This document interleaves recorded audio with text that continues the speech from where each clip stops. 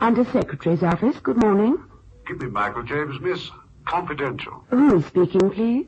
Charles Lane works. You're going through, sir. Mr. Charles Lane to speak to you, sir. Thank you. Hello, Charles. Hello, Michael. Sorry to worry you, but there's a minor snag in the parish strip for Bernard Higgins. Bernard, the assistant public hangman? Yes. You know he's been detailed to, perform his duties in France on the Avenue Foch murder. Yes, that's right. One of our soldiers was found guilty. What about it? Higgins has left by air, but he's also left instructions that his rope is to be sent over by special messenger. The hangman's rope? Afraid so. Who shall I send? One of your men? Well, I can't spare anybody, Charles. Tell you what, there's a firm just off Piccadilly who specialize in odd sort of jobs. Give them a ring on Grosvenor 5995. 5195. Got that. What's the address? Just a minute. Assignments Unlimited. 33 Half Moon Street.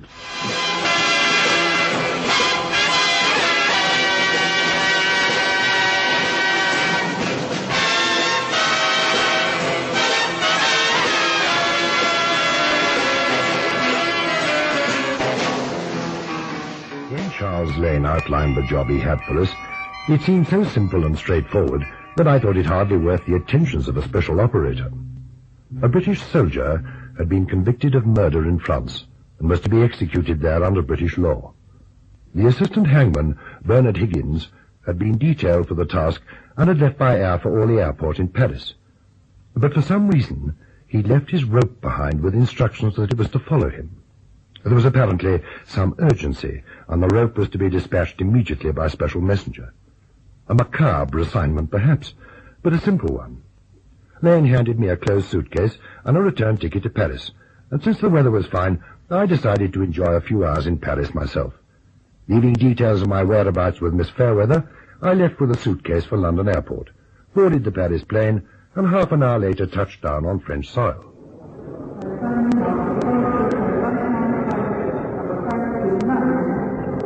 Bonjour, monsieur. Bonjour. You will be staying long in Paris, monsieur?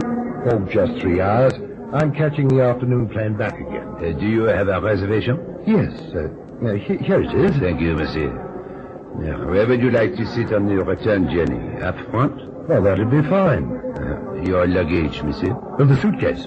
Well, not exactly. I'm to deliver it. May I see? Of course. Oh, these papers go with it. Merci. The British Ministry of Works, I see. Just a moment, monsieur. I think there is a message for you. Anton, oui? Il y a un rapport, monsieur, au Premier Maison. Oui, si, monsieur. It was left by a gentleman an hour ago. Merci. There. Thank you. Oh, yes, it's just to change the address to where I'm to deliver the suitcase. Up here. Is there anything you have to declare, monsieur? No, nothing at all. The suitcase, may I look inside? Of course. It is quite heavy, huh? What do you carry here from the Ministry of Works? It's a hangman's rope. Pardon, monsieur. The soldier who's to be hanged tomorrow. The hangman is here already, and the suitcase contains his rope. Well, don't you want to look inside? That will not be necessary, monsieur. Thank you. That is all. This note from the hangman. Oh, it was the hangman who left the note? Yes. Parbleu. Well, there's something wrong. No. Well, it says I'm to go to 16 Rue Fiable. Do you know where that is, by any chance? I am sure that the taxi driver will, monsieur. Manuel!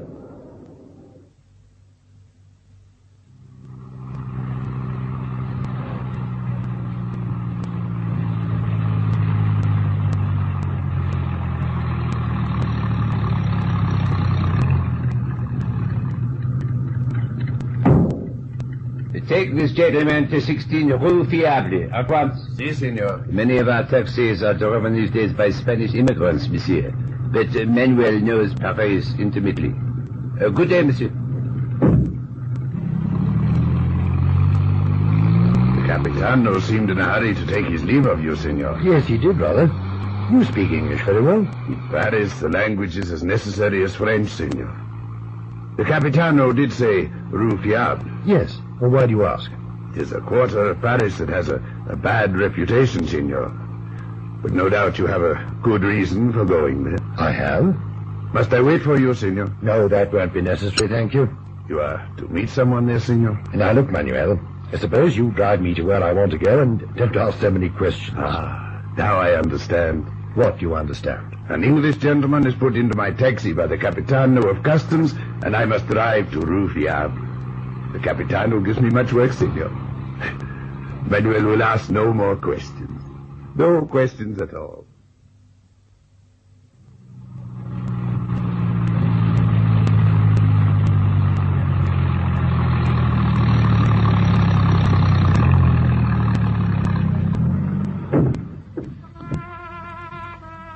There you are. Keep the change. Grazie, senor. And good luck, senor. 16. Well, he was certainly right about the area. Unsavory is a mild word. I wonder why Higgins wanted the suitcase delivered here. Oh, well, there's one way to find out. Yeah, that's odd. Unlocked. Hello? Hello? Anyone at home? Hello? Well, there's no one here. Oh, there's a note on the tin. Please leave suitcase on table. Thank you, Higgins. There's something fishy about this. I don't know what your game is, Mr. Higgins, but I'm not leaving the suitcase here. Where are you going to, mate? What? Oh. Well, where did you come from? The kitchen. You brought Higgins's rope. Yes, it's in this suitcase. Well, why don't you leave it on the table like he asked in the note? Who are you, may I ask? A friend. You should have told the taxi to wait. You'll have to walk halfway back to the river to get another one. Well, go on. Put the case on the table and scarper. Look, let's get one thing straight, old chap. I've not the least intention of leaving anything here until I meet Higgins in person. My instructions are to leave the suitcase with him and no one else. Now, do I make myself quite clear? I told you I was a friend, didn't I? Can you identify yourself? Are you trying to be funny, mate? Well, perhaps I was, unconsciously. Well, then, if you're a friend of Mr. Higgins, you can tell him that I've left his suitcase at the original address, the Hotel Cormorant. He can collect it there at the desk. Now, just a minute, mate. Not so fast. I tried to be friendly with you, didn't I? Now, just give me the case like a good bloke and scarper.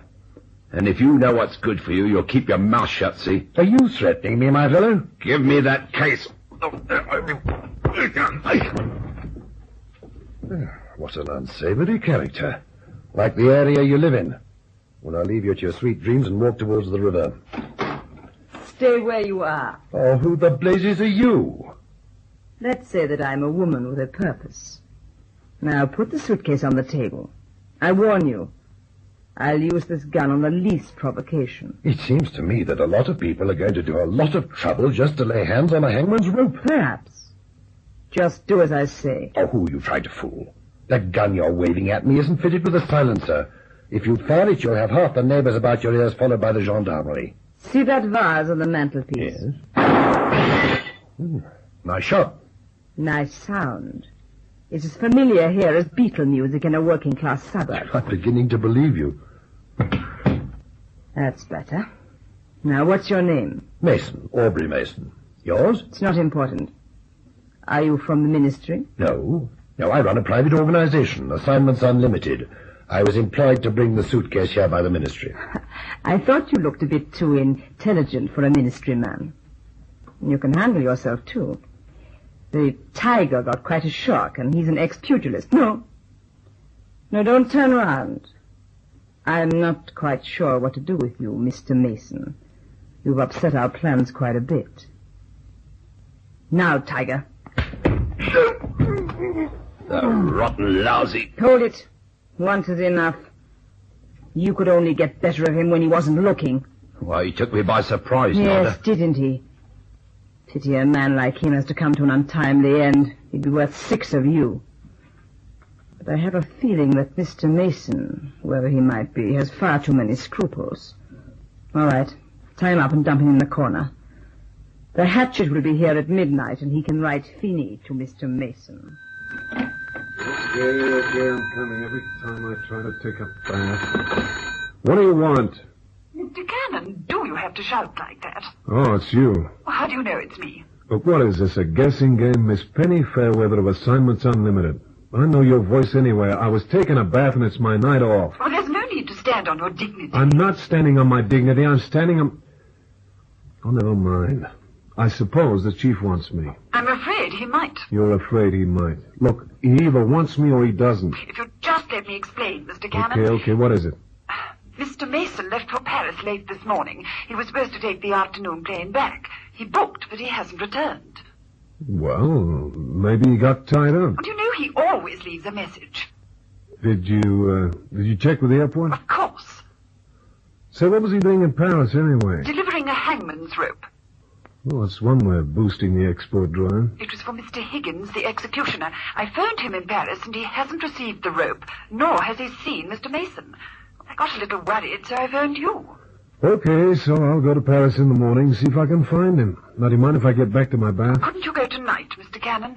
There's a Westbury freight plane, leaves in half an hour. It would all be on the expense sheet. Well, what am I supposed to do all night in Paris?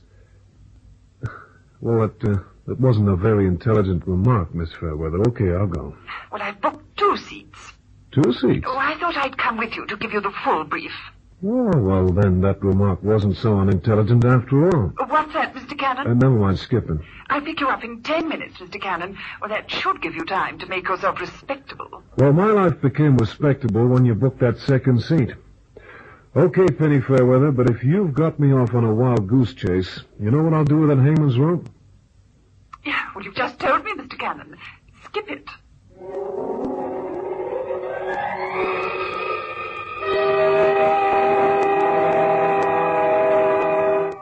My head was throbbing like a million devils gone mad.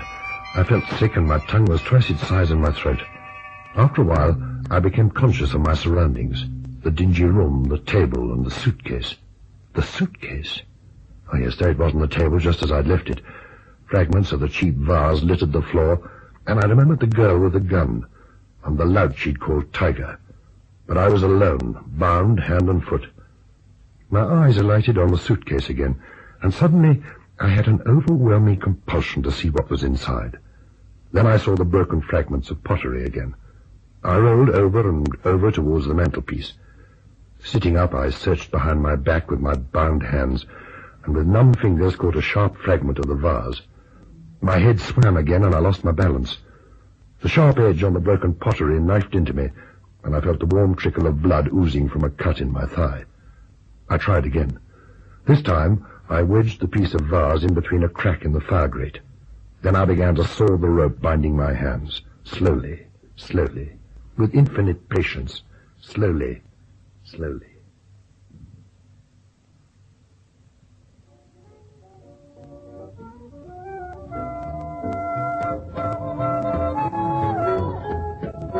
Are you sure it's all right for us to come in here, Mr. Cannon? Look, the guy at the airport said this is where the captain goes to relax. We gotta talk to the captain, so we come here. And come to think of it, the captain hasn't got bad taste at dinner. Table for 2, monsieur? No, I was looking for the captain of customs, Orly Airport. They said he might be here. Ah, oui, monsieur. Captain Jacques Leroy.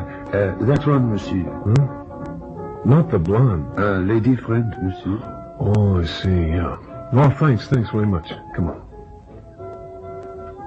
Excuse me, Captain Leroy? Yes? Well, my name's Cannon. I'm looking for a man who should have boarded the afternoon plane back to London. He didn't make it, and I wondered if you might remember him. How could I remember him if he didn't arrive?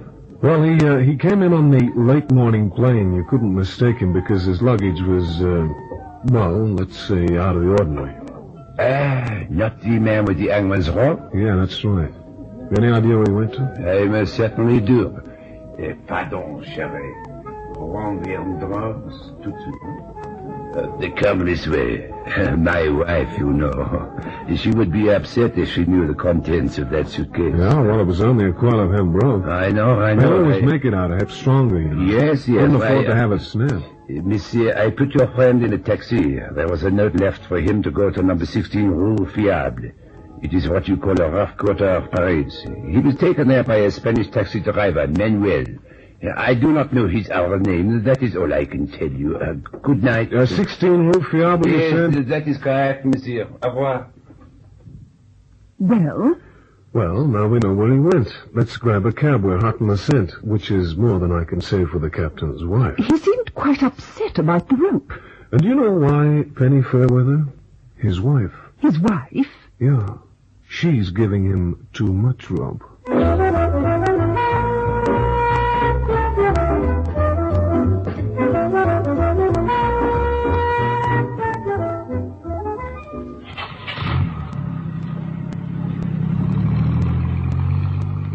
wonder why the driver wouldn't wait for us, Mr. Cannon. Well, this looks like a crummy joint to me. Maybe I shouldn't have brought you along. You'd have no compunction about bringing Gail Hamilton. Well, that's different. Well, then, number 16. Here it is. Shall I ring the doorbell? No, not yet. There's something here that's offbeat. The chief came over here at the request of the Ministry of Works. That makes the journey official. Now, why would they have something delivered to a flophouse like this? Well, the customs captain said Mr. Mason received a note asking him to change the assignation. Well, that checks. You said this hangman fellow Higgins didn't get the rope that was sent to him. Well, that's what he told me on the phone. Uh-huh. Okay, you stay close behind me. We're going in.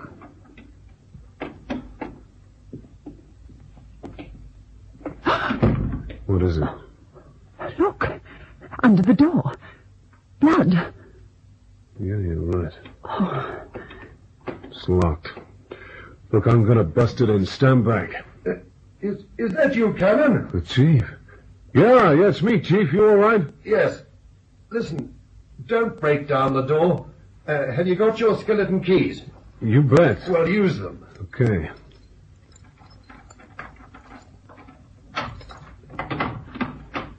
Mr. Mason. Oh, it's all right, Miss Fairweather. May I ask why you brought her to a place like this, Cannon? Oh, it wasn't his fault, Mr. Mason. I wanted to come. We only played a hunch, Chief. We didn't know. Lock the door again, will you, Cannon? You lock it from the inside? Yes. Our birds will be back sometime, I think. I'd like them to find the door just as they left it. Okay. Well, what happened anyway? Oh, I was held up at gunpoint by an attractive young lady and coshed by an ex-pugilist. So far as I can gather, simply so that they could get their hands on a hangman's rope. But after messing me up, they left the suitcase containing the rope behind. You mean the rope's still in there? Coiled, but fortunately not knotted. Well, it could be they're friends of the condemned man and just wanted to keep the rope from the hangman. Oh, possibly. But would it be kind to delay the execution of a friend when he's doomed anyway? No evidence, maybe? Oh, there's machinery of law to take care of that contingency. Yeah, but this is France, Chief. Well, the man was tried by British justice. Hence the hangman and not Madame Guillotine. How did you find me here? The captain at the airport said that you could... I can hear someone coming. Look, move up the window, Chief. I'll deal with whoever it is. Not on your life, Cannon. That's a heavy tread. It just might be an ex-pugilist named Tiger. I've a small score to settle.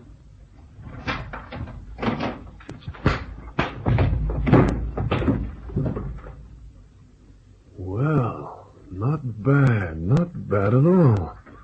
We haven't lost the touch, Chief.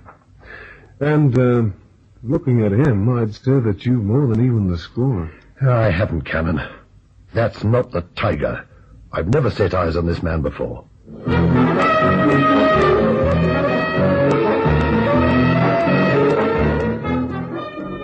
We waited in that filthy hovel until dawn, but no one else came. A search of the heavily built stranger revealed an armpit holster that carried a small, shiny steel hatchet, honed to razor sharpness. Well, the purpose of his visit was pretty obvious. He didn't recover consciousness. I must have hit him harder than I intended, but reflecting on the reason for his presence, I felt no regrets. At dawn, we delivered the rope to the hangman, aloof in his officialdom and surly at the delay. And 2 hours later, spruced and clean again, we were winging our way back to London. Well, Chief, it's got me bamboozled. That gorilla with the hatchet meant business. Now, who'd go to all that trouble just to keep a public hangman from his hempen rope? I can't fathom it either, unless they thought I was the hangman. You mean some nut working on an eye for an eye and a tooth for a tooth? Oh, it's a remote possibility. You know, maybe that's why Higgins, the hangman, travels with no luggage. Charming thought. Well, they might have warned me. Good heavens. What's the matter? Keep your newspaper in front of my face. All right. She's gone past. Watch for her coming back. She mustn't see me. Yeah, it was some dame. Who is it? The young woman who held me up at gunpoint last night. No kidding. I was never more serious in my life. Well, shall I tell the pilot to radio ahead? No, not yet. I'm absolutely sure it's the same woman, of course, but it's another thing to prove it. When we land, we'll check with the manifest and see who she is. Then I think it'll be time for the police. Will all passengers extinguish cigarettes and fasten seatbelts, please? We're coming to land now at London Airport. Will all British and French nationals report through exit B, other nationals through exit 1? All right, I'll use my own paper this time. I made a slip in it. Well, she's seated. It's her, no doubt about it. A girl like that, it's unbelievable. Maybe, Chief, but that hatchet was awful real. You know, I'm going to tell that, though. I just got a feeling that if we give her enough rope, she'll hang herself.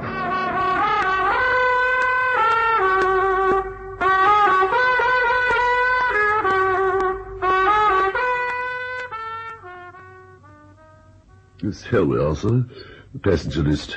Seat number 18, Mrs. Nada Lazare. Do you know anything about her? Oh, Mrs. Lazare. Well, she's reckoned to be the best dressed in England or France. Not surprising. Her old man's supposed to have left her a fortune. She's always on the society page. Goes to the continents just about every week. Anything else you want to know, sir? No, you've been most kind. Here's something for your trouble. Thank you, sir. Come on, Cannon. Well? Well, Is there a word to describe that? sure. Screwy. Look, Chief, I'm going to tell that doll like I said. If you don't hear from me for 3 or 4 days, don't worry. You won't do anything illegal, Cannon. Oh, Chief, you know me better than that. Yes, I do. That's why I asked. Just leave it to me. I've got an idea about this hangman's rope deal. Could be I'll use it to tie up the loose ends. I'd noticed that Cannon had made a note of Nada Lazare's address and wondered what reception he'd received when he paid her a call. I wasn't kept wondering long.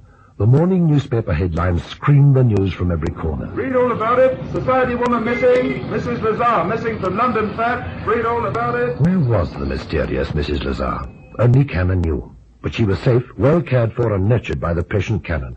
In fact, he was the lady's only companion for 3 days. He did nothing at all. He didn't even talk to the lady. Yet at the end of 3 days, it wasn't just the headlines that were screaming.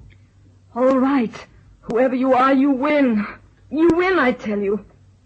What do you want? Money? I'll give you anything you like. Just name it, but let me free. I just want to know why you sent a hatchet man to carve up my chief. I also want to know why you stole a hangman's rope and then threw it away. I'll tell you. I'll tell you anything you want to know. I'll bet you will. But you know, I don't think you have to tell me a thing, Nada Lazare. I think I know it already.